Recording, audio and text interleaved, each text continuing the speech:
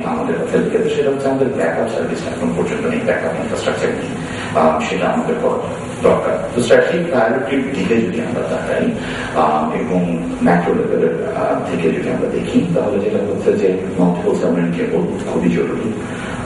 তারপরে প্রাইসিং এর ক্ষেত্রে এবং ইকুয়াল অ্যাক্সেসের ক্ষেত্রে আমাদের বেশ কিছু কাজ করা হচ্ছে, যেখানে আমাদের কেবল ল্যান্ডিং স্টেশন আছে সেখানে।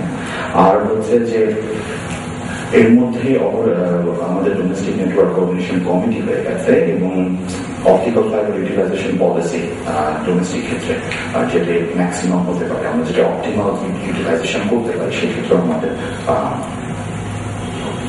ফোকাস করতে হবে। এরপর যদি আমরা আসি ডোমেস্টিক আর ইন্টারন্যাশনাল কানেক্টিভিটির পরে টেলিকমিউনিকেশন সার্ভিসে, খুশির কথা হচ্ছে যে অ্যাক্সেস প্রাইসের ক্ষেত্রে দিক থেকে আমাদের দেশ হচ্ছে one of the lowest in terms of monthly tariff. তার চেয়েও ভালো কথা হচ্ছে আমাদের যে অ্যাক্সেস রেট সেটা আমাদের মূল সেলফোনের সংখ্যা বা টেলিফোনের সংখ্যার চেয়ে বেশি। কারণ দেখা যাচ্ছে এর ক্ষেত্রেই আমরা টেলিফোন মাল্টিপল অনেক লোক মিলে, অনেক মানুষ মিলে একটা টেলিফোন ইউজ করছে, সেক্ষেত্রে পেনিট্রেশন, টেলি অ্যাক্সেসিবিলিটি আমাদের অনেক বেশি অন্যান্য দেশের তুলনায়। এটা একটা খুব পজিটিভ জিনিস। এবং আমাদের সরকার চেষ্টা করছে যে 3G লাইসেন্স দিয়ে দেওয়ার জন্য নেক্সট জেনারেশন মোবাইল কমিউনিকেশনের জন্য, যেটা আমাদের নেটওয়ার্ক উন্নত করতে আরো সাহায্য করবে। তো এক্ষেত্রে অনেক সময় দেখা যায় যে ইন্ডাস্ট্রির কিছু অভিযোগ থাকে যে হায়ার সিম ট্যাক্স এবং ইম্পোর্ট ট্যাক্স হ্যান্ডসেটের ক্ষেত্রে, টেলিকম ইকুইপমেন্টের ক্ষেত্রে টেলিকমিউনিকেশন ওভারঅল গ্রোথের ব্যাপারে বেশ সহায়ক ভূমিকা রাখছে না। যদি সেগুলো কম হতো তাহলে হয়তো আরো বেশি ভাবে আমরা গ্রোথটা দিতে পারতাম এবং সার্ভিস আরো বেটার ডেলিভারি করতে পারতো ইন্ডাস্ট্রি থেকে, সেটা ইন্ডাস্ট্রির মতামত। এবার যদি আমরা ফিক্সড ফোনের দিকে আসি, আমরা দেখবো যে ইভেন দো আমাদের প্রাইভেট সেক্টরে ফিক্সড ফোনগুলো দিয়ে দেওয়া হয়েছে, অপারেটররা কিন্তু সেরকম ভাবে ভালো করতে পারছেন না এবং অনেক ক্ষেত্রে দেখা যাচ্ছে তাদের সাথে জড়িয়ে পড়ছে ইলিগাল বিওআরপি কল টার্মিনেশনের ব্যাপারগুলো। এটা একটা ব্যাপার। আর আইপি টেলিফোনি যেটা হচ্ছে বেশ লো কস্ট এবং অনেক ফিচার আছে, এখানে অনেক কানেক্টিভিটির ব্যাপার আছে, সেটি অ্যাভেলেবল, কিন্তু দেখা যাচ্ছে যে পাওয়ার অ্যাভেলেবল না থাকার কারণে আমাদের বিদ্যুৎ সমস্যার কারণে দেখা যাচ্ছে আইপি টেলিফোন এবং নেট কানেকশন না থাকার কারণে আইপি টেলিফোন গুলো সেভাবে কাজ করছে না। তো সেক্ষেত্রে টেলিকমিউনিকেশনের জন্য আমাদের স্ট্র্যাটেজিক প্রায়োরিটি কি হতে পারে? আমরা চাচ্ছি অবশ্যই টেলিডেন্সিটিটা বাড়াতে। আমাদের এখন 38-39% আছে, এটা একটা ভালো দিক, অনেক বেড়েছে আমাদের পেনিট্রেশন, বাট আরো বাড়াতে হবে। আমাদের লক্ষ্য থাকতে হবে যাতে আমাদের 100%, 90% আমাদের টেলিডেন্সিটি হয়ে যায়। এবং মূল যেটা ব্যাপার সেটা হচ্ছে আমাদের অ্যাভেলেবল অ্যাক্সেসেবল সার্ভিস থাকতে হবে এবং এই ব্যাপারে জনগণের একটা জানা থাকা প্রচুর, জনগণের সাথে কমিউনিকেশন থাকতে হবে এবং মোবাইল ভিত্তিক গভর্নেন্স এবং ই ভিত্তিক গভর্নেন্স সেগুলো ঠিক মতো করা যায়, এদিকে দরকার দরকার। এবং lower taxation of SIM cards and mobile handset may be helpful in this regard. আর যেটা হচ্ছে যে 3G লাইসেন্সিং এর ব্যাপারটা আমাদের খুব তাড়াতাড়ি করে দেওয়া দরকার। এবং শুধু তাই না, একটা লিপফ্রগিং এর একটা অপরচুনিটি আছে এখানে। আমাদের 4th জেনারেশন নেটওয়ার্কের ক্ষেত্রেও আমাদের কিছু নীতিমালা আমার মনে হয় এখন থেকে কাজ করা উচিত। ইউরোপে অলরেডি এখানে কাজ শুরু হয়ে গেছে, যা ডেভেলপিং কান্ট্রিতে হার্ডলি আমরা এই ব্যাপারে কোনো কথা শুনি। কিন্তু আমাদের যদি একটা দূরদর্শী আমরা একটা পরিকল্পনা থাকে আধুনিক টেলিকমিউনিকেশন নেটওয়ার্ক ডেভেলপমেন্টের ক্ষেত্রে, তাহলে আমার মনে হয় আমাদের বেশ উপকার হবে টেলিকমিউনিকেশন সেক্টরে। কিন্তু কানেক্টিভিটি ইনফ্রাস্ট্রাকচারের কথা গেল, ওভারঅল টেলিকমিউনিকেশনের কথা গেল, বাট মূলত যেটা দেখা যায় ইন্টারনেটের অ্যাক্সেসের ব্যাপারটা যখন চলে আসে এবং সেটা অনেক সময় কিন্তু দেখা যাচ্ছে ইন্টারনেট অ্যাক্সেস বাংলাদেশে এসেছে এখন মোবাইল সেক্টরে আঘাত ধরে। approximately 5 million users আমাদের ইন্টারনেট ব্যবহার করছে GPRS টেকনোলজি দিয়ে। এটা একটা বেশ পজিটিভ ব্যাপার, বাট এরপরও আমরা দেখছি আমাদের মাত্র 4% মানুষ ইন্টারনেট অ্যাক্সেস পাচ্ছেন, ইন্টারনেট পেনিট্রেশন আছে। তো এই ব্যাপারটা আমাদের বদলানো দরকার। আমাদের দেখতে হবে যে ব্রডব্যান্ড, আমরা কিছুক্ষণ আগে সেটা শুনেছি, access to internet, access to telecom, মূলত অ্যাক্সেস টু ব্রডব্যান্ড আমাদের গ্রোথটাকে আরো বাড়িয়ে দিতে পারে। ওয়ার্ল্ড ব্যাংকের একটা স্টাডি ছিল, ব্রডব্যান্ড কমিশন রিপোর্ট কিছুদিন আগে মাত্র বের করলো, যে আপনার সাথে যে 10% আর ব্রডব্যান্ড পেনিট্রেশন এনি পার্টিকুলার ইয়ারে 1.5% করে আমাদের লেবার প্রোডাক্টিভিটি বাড়িয়ে দিচ্ছে কনসিকিউটিভ 5 বছরে।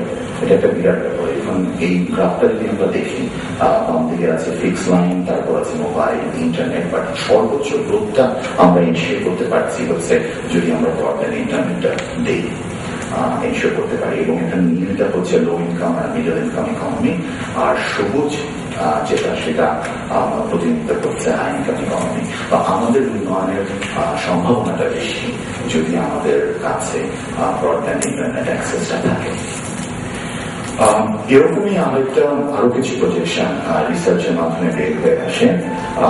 যেমন বাম দিকের ছবিটা যদি আমরা দেখি, সেক্ষেত্রে আপনার যে overall contribution GDP can be accrued up to 2.6% per annum 2020 সাল নাগাদ। 2.5% বেশি আমার জিডিপিতে একটা গ্রোথ হতে পারে যদি আমাদের ব্রডব্যান্ড ইন্টারনেট অ্যাক্সেসটা আমরা ইনশিওর করতে পারি। একই সময় একইভাবে আমাদের 42,000 নতুন বিজনেস হতে পারে, আমাদের 10 লাখ নতুন জব হতে পারে।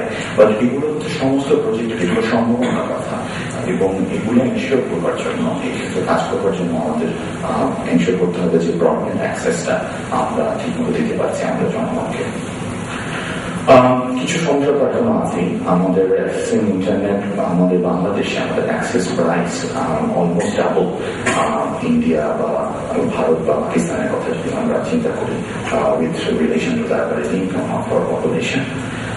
তারপরে বেশিরভাগ মানুষই জানে না, নিজের ছবিটা দেখছি যে awareness of internet in 2008 urban ক্ষেত্রে দেখা যাচ্ছে 52% এবং 72% ইন রুরাল এরিয়াস। তারা ব্রডব্যান্ড ইন্টারনেট সম্পর্কে জানেন না, ইন্টারনেট সম্পর্কে জানেন না, তাদের কি সুবিধা আমরা পেতে পারি। তো এই ক্ষেত্রে তাদের সাথে কমিউনিকেশনের একটা বিরাট সুযোগ আছে এবং কন্টেন্ট ডেভেলপমেন্টের একটা বিরাট ডিমান্ড আমরা তৈরি করতে পারি এর মাধ্যমে।